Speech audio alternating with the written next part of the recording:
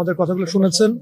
উনি আমাদেরকে চিনি শিল্পের ব্যাপারে ব্যাপকভাবে উৎসাহিত করেছেন যেন চিনি শিল্পতে আমরা বিনিয়োগে আমরা এগিয়ে যাই এবং আমরা সামগ্রিক ব্যাপারে ফলের থেকে উৎপাদন থেকে শুরু করে পোলট্রি থেকে শুরু করে মৎস্য থেকে শুরু করে আমরা সামগ্রিক ব্যাপার নিয়ে আমরা কথা বলেছি, সিড নিয়ে আমরা কথা হয়েছে আমাদের অনেক।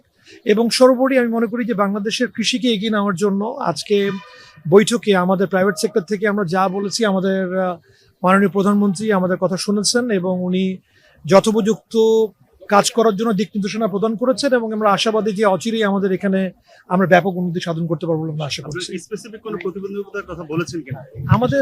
আমরা ওভারঅল যেটা চাচ্ছি যে বাংলাদেশে যেন কৃষিতে বিপ্লব হয়, কৃষি যেন আরো এগিয়ে যায়, আমাদের যেন উৎপাদন বাড়ে, আমাদের দেশে যেন ব্যবসায়িক পরিমণ্ডলে আমাদের যেন ব্যবসায়িক শিথিলতা আসে, উত্তর ব্যবসা যেন আরো এগিয়ে যায়। আমরা সামগ্রিক ব্যাপার নিয়ে মাননীয় প্রধানমন্ত্রীকে আমরা সব ব্যাপারে কথা বলেছি আজকে। আগামীকালকে তো কৃষক কার্ড বিতরণ করতেছেন উনি, যেটা একটা কৃষির সাথে রিলেটেড, সেক্ষেত্রে তার কৃষি নিয়ে কনসার্ন আছে, তো তার কোনো পরিকল্পনার কথা আপনাকে বলেছেন? আমার কাছে মনে হচ্ছে যে আমরা একটা চেয়েছি যে যদি জোনিং এর ক্ষেত্রে যদি বাংলাদেশের কৃষিকে আরো যদি এগিয়ে নেওয়ার জন্য যদি কৃষিতে যদি কিছু জোনিং এর কাজ যদি করা যায়, যেখানে শস্য উৎপাদন হবে, যেখানে ধান উৎপাদন হবে, যেখানে ফল উৎপাদন হবে, আমাদের এই কার্ড কাজে লাগিয়ে যদি আমরা কিছু জায়গায় যদি আমরা কিছু জোনিং এর মাধ্যমে যদি এগিয়ে যেতে পারি, এ ব্যাপারে আজকে কথা হয়েছে। বিদ্যুৎ জ্বালানির যে বিদ্যমান সমস্যা এগুলো নিরসনের জন্য আপনারা কিছু চেয়েছেন? আমরা সোলারের উপরে ব্যাপক ফোকাস করতে চেয়েছি। সোলার নিয়ে আজকে ব্যাপক কথা হয়েছে যে সোলারের উপর নির্ভর করে যেন এই যে বিদ্যুৎ এবং জ্বালানি দিয়ে আমাদের যে কষ্টগুলো হচ্ছে এই কষ্ট পরিচালনার জন্য কাজ করি।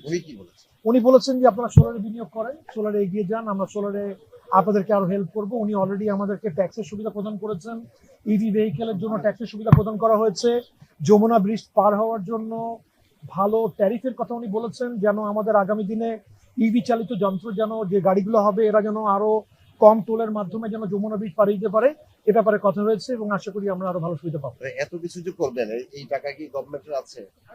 আমার মনে হয় আমরা আশাবাদী যে আমরা যারা ব্যবসায়িক পরিমণ্ডলে আসলে কাজ করে যাই অবশ্যই অনেক সুন্দর হবে।